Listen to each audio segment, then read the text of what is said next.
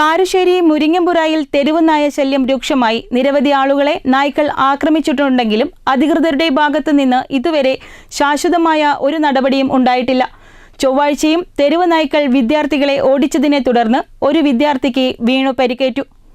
കാരശ്ശേരി ഗ്രാമപഞ്ചായത്തിലെ മുരിങ്ങമ്പുറായിലാണ് തെരുവ് നായ് ശല്യം അതിരൂക്ഷമായത്. രാവിലെ സ്കൂളുകളിലേക്കും മദ്രസകളിലേക്കും പോകുന്ന കൊച്ചുകുട്ടികൾ ഉൾപ്പെടെയുള്ളവർക്ക് വലിയ ഭീഷണിയാണ് തെരുവ് നായ്ക്കൾ സൃഷ്ടിക്കുന്നത്.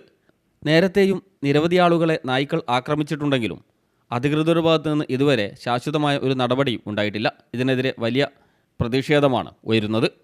തെരുവ് നായകളെ ശല്യം കൊണ്ട് മക്കൾക്ക് പുറത്തിറങ്ങാൻ പറ്റാത്ത, മക്കൾക്ക് നല്ല ആർക്കും പുറത്തിറങ്ങാൻ പറ്റാത്തതാണ്.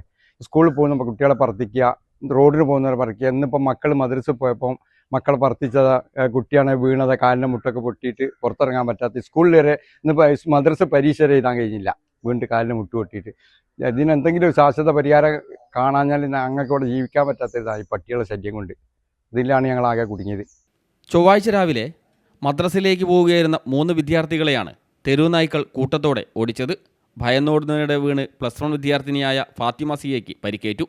വീഴ്ചയിൽ കുട്ടിയുടെ കൈക്കും കാലിനും സാരമായി പരിക്കേറ്റിട്ടുണ്ട്. സമീപപ്രദേശത്തെ ഒരു യുവാവ് കണ്ടതുകൊണ്ട് മാത്രമാണ് നായ്ക്കളുടെ കടിയേൽക്കാതെ രക്ഷപ്പെട്ടത്. അപകടത്തെ തുടർന്ന് കുട്ടിയെ ആശുപത്രിയിലും പ്രവേശിപ്പിച്ചു.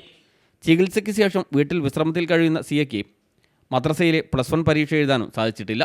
പ്രദേശത്ത് കുട്ടികൾക്കും പ്രായമായവർക്കും പുറത്തിറങ്ങി നടക്കാൻ പോലും കഴിയാത്ത സാഹചര്യമാണ് നിലവിലുള്ളത്.